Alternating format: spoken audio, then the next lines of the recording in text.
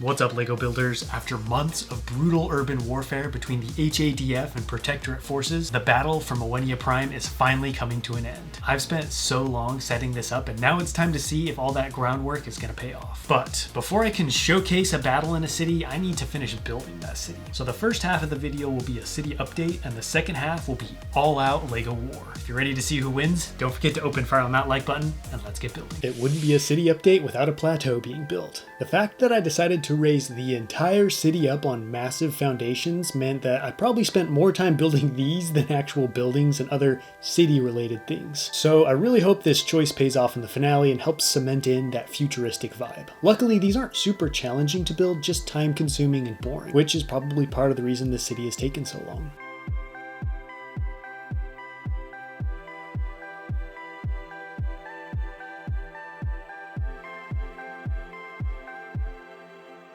I'll keep this particular montage brief, but it does provide a nice opportunity to lay out my plans for the finale of this series. I ran into a unique problem while deciding how to showcase the finished city of Moenia Prime, because I essentially have been building up to two big finales. The story of the war in Moenia Prime, aka the lore, and the city itself. Each one can fill up most of a video alone, so combining the two into one video felt like a tough challenge that might force me to speed through things and not be able to get to talk about or showcase everything I want to. Plus, it might confuse people coming into the finale thinking I've just been building a city, then they're dumped into the middle of a giant battle between two unfamiliar factions.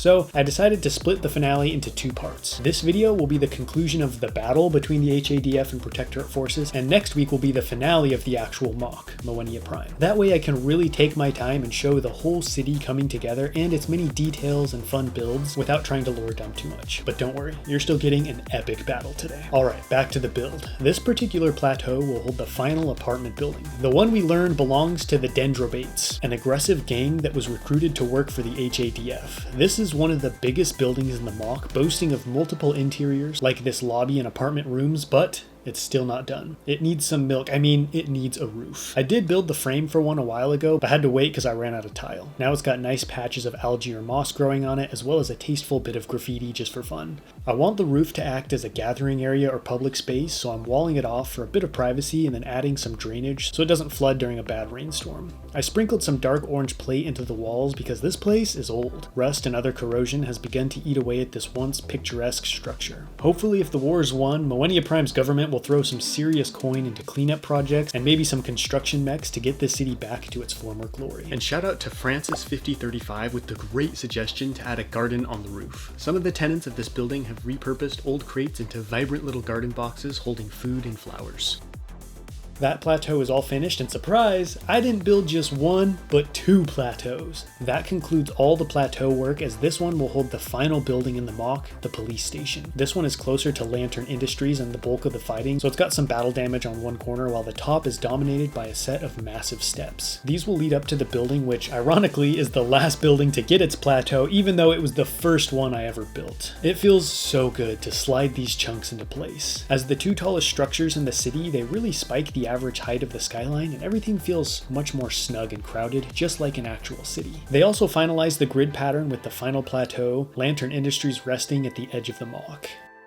These are all in place and looking good, but a little disconnected. People can't ride their personal Varactyl to work, so in go the final bridges. These are a little shorter than the ones you're used to seeing in the past, because this area is a lot more crowded and doesn't have as much of a gap. Let me know in the comments what you think of Moenia Prime and its vibes so far. Now I have to address one of the most boring and unimportant parts of the mock from a story standpoint, but such a vital part from an aesthetic standpoint. Formed using a series of snot rows of dark bluish gray 2x brick, these fill the void between plateaus and ground the entire city. I chose snot brick over tile so I could build large and small craters directly into the surface of the road, which I created using a series of slopes to make jagged, unforgiving holes, formed from explosions or the impact of giant machines crashing down from the plateaus above. I want the roadways beneath to bear the scars of war just like the rest of the city. Even though there isn't as much to gain down there, firefights and ambushes still break out as the two armies sneak around trying to gain access to enemy positions. This particular crater holds the remains of a bombardier mech who, by some miracle, was knocked out of the fight without exploding the fuel tanks on the back, or else this corner would have turned into Uncle Owen and Aunt Beru's house real quick.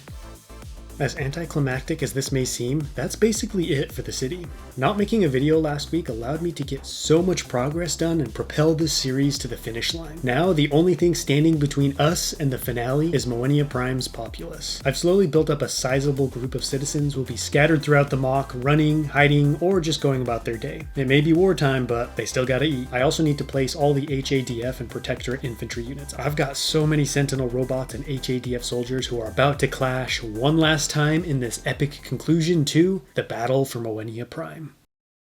War has ravaged the megacity of Moenia Prime for over a year and a half. Not much territory has changed hands over the last few months as the HADF and Protectorate forces struggle to gain the upper hand. And while the stalemate is bad for the HADF, it's even worse for the Quadranid aliens, who were revealed to be the leaders behind the Protectorate army of Mechs. They were hoping for a quick and decisive victory by capturing Moenia Prime's underground rail yards at the beginning of the war, thus preventing the armies of humanity from easy access into the city. But the HADF got there just in time, and having secured a foothold, are continually pumping troops, tanks, and weapons into the fight.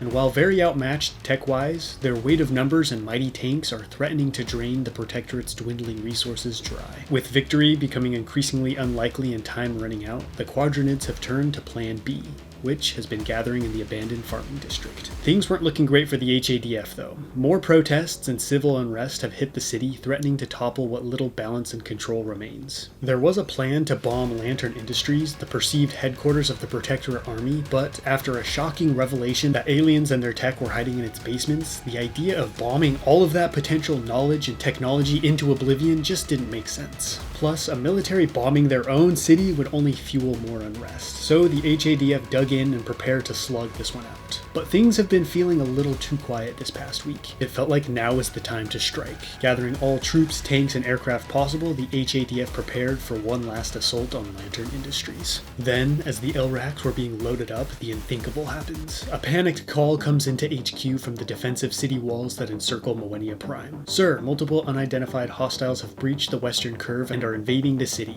We are under attack. Out of nowhere, Darktan and Green Mechs stomp through a massive hole in the wall, while smaller vehicles engage the guards and turrets on the wall top. Chaos runs through the main base like wildfire as the attack force scrambles to regroup. Unable to fly tanks to the city's edge, Wyran gunships and LRACs jet off to engage this new threat. But just as they are about out of sight, a horrendous boom and crash reverberates out from the remnants of Lantern Industries' skyscraper. To the HADF's horror, the building collapses in on itself and a huge roundish ship emerges from the dust and debris and shoots off towards the farming district. It's a simple but brilliant maneuver, luring the HADF forces into one spot, then misdirecting them with an ambush long enough to allow the Quadranid ship to fly off unharmed, and now the HADF are caught between a hammer and anvil. The HADF general orders the attack force heading to the walls to split in two, with one half carrying on and the other half returning to pick him and more soldiers up before flying off to the farming district. The fighting in these abandoned fields is intense. With no armored support able to be flown in, it's almost purely an infantry charge that would have ended in disaster without the super soldiers and massive LRAC dropships that were lighting up the Mechs and Sentinels before they even touched down. HADF soldiers rushed forward, and leading the charge were the mighty Golems, super soldiers that have proven themselves against even the toughest of Protectorate Mechs. After a short while, it seemed that humanity was gaining the upper hand, but Command notices the Protectorate forces are fighting very defensively, ringed around the Titan-class mech and ship as both are hurriedly being loaded by Quadranids. A group of golems is fighting their way to the Titan mech when suddenly its massive legs pop off, smashing to the ground. As the body rises into the air, the pods from nearby mechs eject, zipping into the alien ship as it lifts off as well. As a group of Wyrans fly in to engage the two aircraft, a massive shockwave emits from the Quadranid main ship, knocking the helicopters out of the sky. The blast blows across the battlefield, overwhelming electrical systems on both sides. Mechs and Sentinel robots crash to the ground as the remaining HADF soldiers look around in disbelief. They watch as the two ships shoot away into the horizon and a cheer breaks out. After well over a year of fighting, the Protector army has finally been broken, and Moenia Prime is free. For now.